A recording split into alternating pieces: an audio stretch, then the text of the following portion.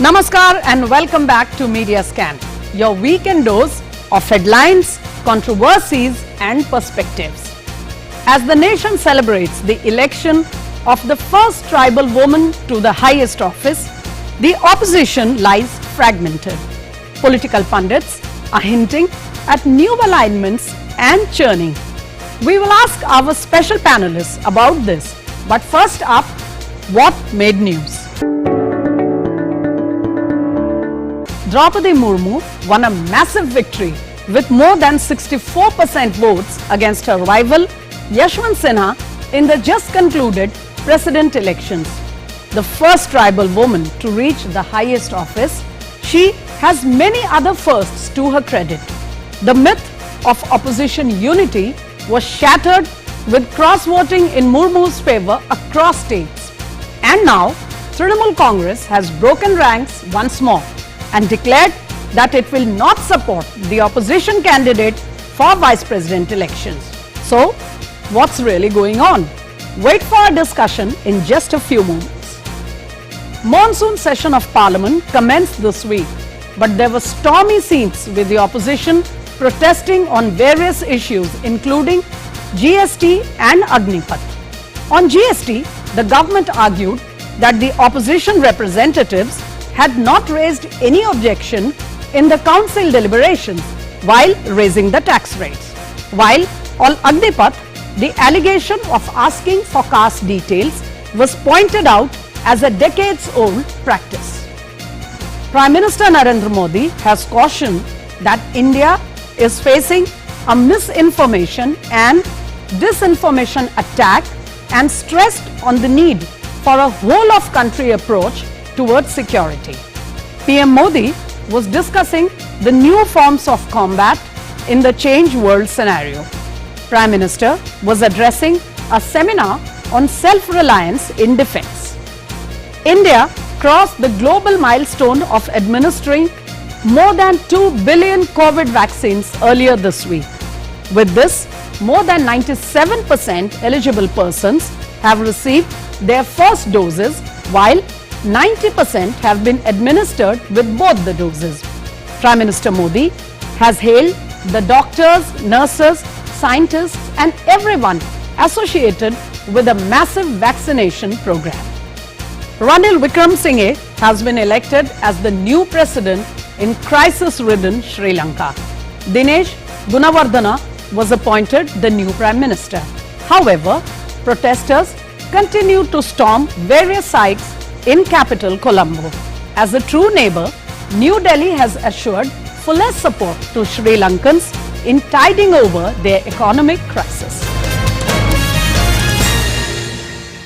Droupadi Murmu's massive victory has once again shattered all claims of opposition unity in the political circles.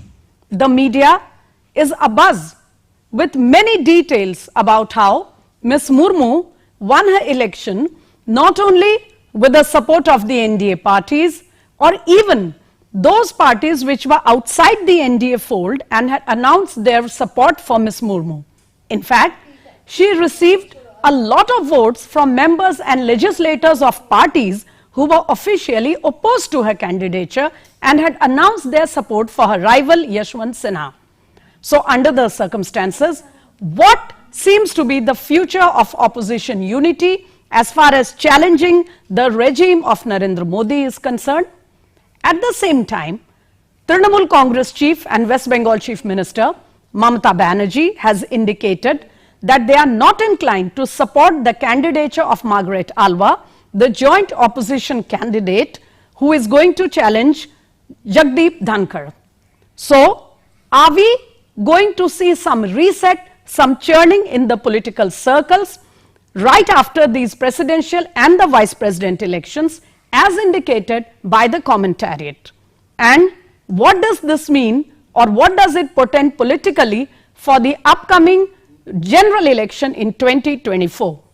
To understand and decipher some of these questions, I have two very interesting panelists with me this evening who will help us understand what is going on or is likely to happen in the coming days.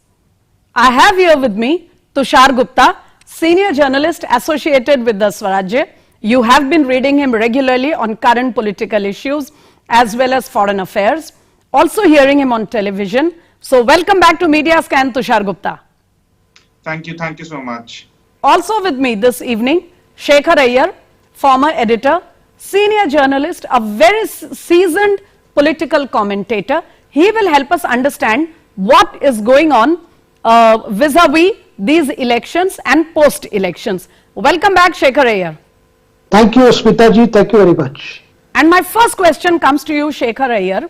As we all know, Droupadi Murmu did not get the votes of the NDA or certain parties outside the NDA fold. She in fact got a lot of substantive support from members who were of parties who were officially not favoring her candidature.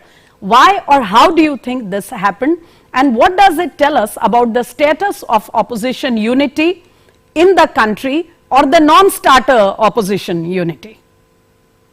Well, Smita ji, election of Droupadi Murmu was a historical moment. I mean, no doubt about it.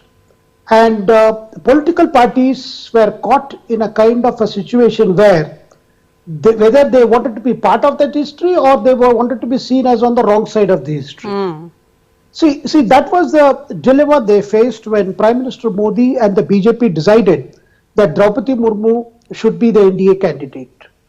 So, this particular situation forced the parties who are only united by, one agenda that they should oppose the BJP, they should oppose Prime Minister Modi. A situation like this left with them with actually no alternative because opposition didn't have a strategy, they didn't have a candidate, and also some of the opposition parties had bases which involved this tribal population, so they didn't know how to go about it. So therefore you saw, even before NDA announced a candidate, it was Mamata Banerjee who took all the initiative. She spoke to Sharad Pawar, she even called him to a meeting in Mumbai, in Delhi, which was not appreciated by other opposition leaders, particularly like KCR, who is the Telangana Chief Minister, because he felt that why is she taking initiative? And these moves were rather seen as a kind of a competition to project oneself as a Prime Minister material ahead of 2024. Then you saw a drama of Sharad Pawar being approached, Sharad Pawar saying no, then Farooq Abdullah saying no, then finally Gopalakrishna Gandhi saying no, then came Yashwant Sinha. So Yashwant Sinha was not the first choice. And within few hours after Yashwant Sinha was named as opposition candidate, you had the BJP announcement that Droupadi Murmu. Now once the name was announced, there was utter confusion among opposition leaders. They didn't know what to do. See, ideally speaking, they could have, sat down and taken a fresh look and saying, look, this is a new situation. So therefore, we would like to rethink on this, but they didn't want to do that. So Shekhar Iyer, I can understand the NDA going full, fully in support of Ms. Murmu, including the JDU or certain parties which have not always been on the same page in these elections. I can also understand parties who took a well-thought decision officially to declare their support for Ms. Murmu, even if they are outside the NDA fold. But you still haven't analyzed what explains those who supported her despite their parties not being in favor. No, you take the case of Mamata Banerjee, it's a classic case. She is Yashwant Sinha was the vice president of the Trinamool Congress. He had to resign from that party to contest because Sitaram Yechury of CPM opposed his candidature if he is a Trinamool Congress candidate. But after that, what did you see when Mamata Banerjee realized it is Droupadi Murmu, and Droupadi Murmu has a lot of traction in West Bengal where her community, Santal community, is spread across southern Bengal. So she did not even invite Yashwant Sinha to campaign. She said, I will take care, you don't come. And that kind of confusion, I am sure Yashwant Sinha must be very upset that he could not go there. Similarly, take his case of Jharkhand, his home state. He could not get the support of the ruling party there, the JMM, which is a coalition partner of Congress, which goes to show the moment Droupadi Murmu's name was announced, I think the voters in that electoral college, that is members of parliament as well as members of legislative assemblies, they had only one question. What is the reason that we should support Yashwant Sinha? And what is the reason why we should not support Droupadi Murmu? Got I it. think Got the it. majority of them did let not me have ask. Let me correct ask Tushar Gupta what he feels about this and also about the vice president election that is soon to be held. Tushar Gupta, it's to some extent reasonable that people should, go across party lines, and I know cross voting is not the right word, but defied their own party's position to vote for Miss Murmu, seeing that she is going to be the first tribal woman to be heading the highest office of the country, and also her entire track record. But my question here is, what explains Mamata Banerjee trying to dissociate from the rest of the opposition on the candidature of Margaret Alva, who is a woman candidate? She is a seasoned politician. At the same time, nobody would expect Mamata Banerjee to come in support directly or indirectly for Mr. Dhankad, with whom she has not had the best of relationship. So, what exactly is happening in the opposition camp? There's a larger question attached to this. Firstly, if we talk about Ms. Murmu, now President Murmu, there was never the question about if she will win or not. It was never about the numbers. She always had the numbers. Even if you go by the electoral college strength, just NDA alone, 60% of the votes were with her. So it was never a competition. But when her candidature was announced, it was like the opposition being stumped on a white ball, if I give you a cricketing analogy. Ideally, they should have walked back, putting Yashwant Sinha in the fray. Now, he making statements which were very political in nature, which is not suited to the office of the president. That really created a lot of embarrassing situations for the opposition.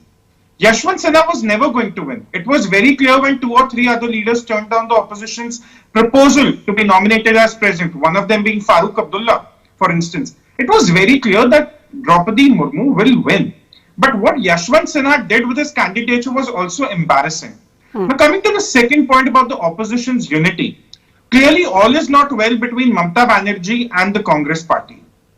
If you look at the Congress party for now, how do we say that Congress defines the leadership of the coalition today? They are not in more than 2 states. One of them they are supposed to lose, Rajasthan, very soon. Chhattisgarh they might retain. Karnataka they might win, a very long shot.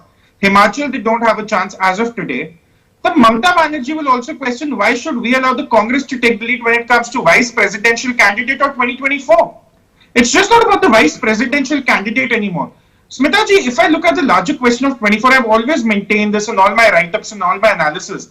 If Narendra Modi's NDA had to be defeated, 2022 was the year, not 2024.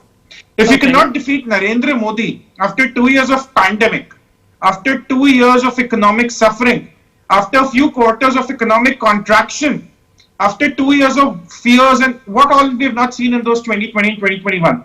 If you cannot defeat Narendra Modi even then, you probably cannot defeat him in 2024. So the opposition now also is like a sitting duck. Mamata Banerjee would rather cater to her own home state, retain a few seats where the BJP is not pushing hard right now, instead of being a part of a coalition which has Rahul Gandhi as the face. Because tomorrow if a coalition comes together, hypothetically, you won't have Mamata Banerjee as the PM face, you won't have Shiv Sena is anyway decimated now, you won't have RJD becoming the PM face. So who is the PM face? It's the Congress. But even Mamata Banerjee knows the country is not buying it. And if you look at the numbers again, there is a very small chance that when we walk into the 2024 elections, Congress might not be in power in even one state. They might be in coalition in Jharkhand or Tamil Nadu, but in power they might not even be in one state. So for Mamata Banerjee, it's also a catch-22 situation to retain the few seats for Lok Sabha in her home state or to be a part of a coalition that is doomed to fail. That is what we are seeing reflect in this whole debate around the vice presidential candidate. So you have thrown a lot of interesting questions for me in this debate, Tushar Gupta. I shall try to come back to them one by one. But just before that, I want to ask Mr. Iyer again. Shekhar Iyer, you were perhaps one of the first columnists to write that this presidential election is not just about electing Ms. Murmu to the highest office, which of course she was always to win. Her margin just went up. But this actually has a lot of interesting portents for the future political scenario, keeping in mind 2024. Now, my question here is, this election was a unique one with all the profile that Ms. Murmu carries. So, isn't it early days to relate it to a larger political churning in the country or even a reset, if I may say so. Are you being a little early in writing about it, or do you think there are substantial reasons to believe so? Smitaji, I am not suggesting there is going to be immediate handshake of sorts or that immediately the NDA is going to expand with addition of members. But definitely the rethinking has started, because this is not not just for this election. See, take the case of, say, Biju Janata Dal, or take the case of the, YSR Rajshekhar Reddy Congress. Now, these are the parties, as Tusharji was saying, their interest would be to protect the home turf, because where BJP is the main challenger. But the BJP has also realized, say, in a state like Odisha, so long as Naveen Patnaik is at the helm of affairs, they cannot do anything there, because they have tried all these years and he is one of the longest serving chief minister. Now, given that scenario, Odisha Chief Minister too, Naveen Patnaik too, would like to have a good relationship with centre under Modi, and which he has done. Therefore, today, among all non-BJP Chief Ministers, Naveen Patnaik is one Chief Minister who has no problem with Prime Minister Modi, who has no problem with centre. And that is for the simple reason, because he follows a development model which is in fine tune with the Prime Minister Modi, and politics is apart. When the elections are held, Naveen Patnaik goes hammer and tongs at BJP and wins elections. That's a different thing. And BJP too goes very critical of Naveen Patnaik in Odisha. But other than that, if you see, there is a lot of agreement, how to go forward. See, that is why I feel in the next 1 year or so, when BJP is bound to win some of the elections that are going to take place later this year and next year, you are going to see these parties are not going to go anywhere near the so-called, Congress, NCP and all this conglomeration of parties who are only driven by the ambition who should be the prime ministerial candidate. Because they don't see any purpose in this. Because opposition for opposition's sake does not suit these parties, which are headed by leaders who are protecting their home turf and who also look forward to a relationship with any party at the center that can enable them to govern better and bring benefits there. Okay, let me come to a couple of specific parties, Mr. Iyer. You have been talking of various regional parties and why it does not suit their interest to align with the Congress so much. But my specific question is, we had Mr. Chandrababu Naidu leaving the NDA a few years earlier. We have seen the YSR party, not exactly a part of the NDA alliance, but they do support the government on bills and certain issues, including the recent president elections. Now, the question here is, both the TDP and the YSRCP were in support of Ms. Murmu. We'll have to wait to see their position on the vice president election. But there is a lot of commentary about the fact that the NDA is almost at a kind of saturation when it comes to the Hindi heartland, and the only way they can expand is by going down south. Do you see any possibilities after this president election as far as the south of the country is concerned?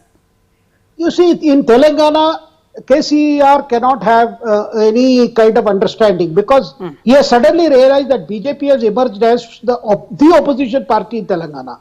That is why since the last 1 year he has been very critical of BJP, because he suddenly sees the Congress is nowhere, because Congress was the principal opposition party that has been replaced by BJP. Now, therefore, he cannot do it. And as far as Chandrababu Naidu, I can tell you, Smitaji, not one day passes, where Chandrababu has not regretted his decision to stop ties with BJP and NDA. See, before the last assembly elections, he left NDA and joined hands with Congress, and that famous scene when Kumaraswamy was sworn in as Karnataka Chief Minister, he stood along with all the leaders holding his hand up. That was the day he went down, because Congress, the TDP was born in anti-Congressism. That being the case, he left it, and today he is at the receiving end, because YSR Congress under Jagan Mohan Reddy has given him sleepless nights. Politically, he is having a lot of problems. Election after election, TDP is unable to revive itself because they are losing every election. So that is a scenario where, he cannot do anything. So in Andhra Pradesh, BJP is not going to give up its opposition role, but it will be similar to what we are seeing in Odisha. Now in Karnataka, BJP is the main party, but you have other two parties, the JDS as well as Congress. Now Congress will not compromise with BJP. Okay. Now JDS is again a party which is on the decline because after HD Devagowda, the son Kumaraswamy has not been gaining any strength. In fact, in all elections, you are seeing that JDS has been having a great difficulty in holding its flock together. So that is a scenario where anything can happen. The possibility is there because the only problem is JDS has issues with its minority votes. So it is worried, where it can shake hands before election. But okay, let me get a comment from Tushar Gupta also. Tushar Gupta, you just heard Shekhar Iyer explain the situation for the NDA in the south of the country. A quick comment on that if you would like to add. And I want to ask you specifically, the Shiv Sena had left the NDA to chart its own path in Maharashtra. Now the party is practically not what it was, and whatever of the party that we have is now back to the NDA fold. The Akali Dal, which left the NDA in the light of the farmers' agitation, is now showing different signals because they have seen that they are not able to revive their fortunes in the Punjab, the only state they have. So what are the prospects for some realignment or churning in the NDA in the coming days, if you think there is? See, one point is that will the BJP look to expand in the south? Absolutely. It's a terrain they wanted to politically conquer for a long time. We are seeing the signs of it in Tamil Nadu. We are seeing the signs of it in Telangana, Andhra Pradesh. Kerala might not so much, but of course, Karnataka is always there. The coastal areas are very integral to the BJP's fortunes. Number two, you made very interesting comment about the Akalis and the Shiv Senics. Now, what happened to Shiv Sena? Thakres were losing the control of Shiv Sena. Forget the government falling. Forget the Fadnavis and the Shinde coalition coming back together and running the state. The Shiv Sena was earlier defined by the Thakres. Today, the Thakres have no control over the Shiv Sena. So it's much bigger than the government falling altogether. So what is the option for Thakres next? Do they come back to the NDA? Yes, because even if they want to join with the UP or align with the Congress, that's not going to yield them anything. So for them, it's game, set, match. They have to come back to the NDA or risk being obsolete politically. Are you saying that the Mahavikas Aghadi is practically over? It is. The numbers are not there. People are not going to vote for this. People never voted for this coalition. This was a mismatch, a marriage of convenience just to, draw benefits from the state. That's all. NCP, no one really wants to back. Congress in Maharashtra was always a third wheel. They were never a significant player. It was Thakres and the NCP calling the shot. The Thakres have lost control of the Shiv Sena. That is the most remarkable thing that we could have ever seen in Maharashtra. Coming to Punjab, the Akalis are rumored to come back to the NDA because remember what happened in the Punjab elections recently when Aam Aadmi Party won. Prakash Singh Badal, of all people, lost his seat. Now, who in Punjab would have thought that you will see an election where Prakash Singh Badal loses, Majithia loses, you see Captain Amrinder Singh losing, you see Navjot Singh Sidhu losing, you see Charanjit Singh Channi losing from 2 seats. So that was a churn. But another interesting thing happened in Punjab. The Aam Aadmi Party goes on to lose Sangrur. Of all things, they lose Sangrur, which they have retained since 2014. So a lot of churn will happen in Punjab. The parties will re-evaluate their prospects. Captain Amrinder Singh would be looking at the NDA for 24. Akalis would be looking at the NDA for 24 because there are 13 seats up for grabs in the Lok Sabha. That's a huge number. If you look at the larger picture, 13 is a significant number. So a lot of calculation will also happen there. Captain Amrinder Singh is pretty much a part of the NDA. He's not going back to the Congress. So where do the Akalis stay then? How do they play their cards? That's another important point. Number 3, Smitaji, and when we've grown up, kids who are from the 80s, 90s, we always thought that the Quickly, Mr. Gupta, please make your point. Yes. Yeah, Congress was a party of intellectuals, of leadership. Today, that leadership is missing altogether. So even if the smaller parties want to rally around the Congress, they do not see that prospect. That's the important point. There is no leadership option in the Congress anymore. That's why the opposition totally decimated. That's all. Fine. So that only makes it clear that we shall have to keep a very keen eye on the political developments in the coming months and those elections in the coming year, including a couple of states in this year. With that, I'm afraid I'll have to stop you, Mr. Gupta, because I have now run out of time on the show. But thank you so much for finding the time and explaining all those issues to us so well. We shall keep a watch on what's happening in the coming days. Thank you very much. Thank you. Also, thanks to Shekhar Iyer, always so gracious to join our show whenever I have requested him. And thank you, sir, for sharing your inputs with us, all that perspective on the country's politics. Thank you very much, Smita. Thank you. As both our guests were trying to highlight, there is going to be a lot of political up and down in the coming months, ending in the elections later this year, as well as some very important state elections in 2023. And of course, Media Scan will keep a very keen eye on what's happening in the political circles, whether it is any formal realignment of political forces or the churning behind the curtains, as we often keep seeing. So on that note, it's a wrap up on Media Scan for this evening. But do keep watching DD India as we shall continue to scan the media for you. Namaskar.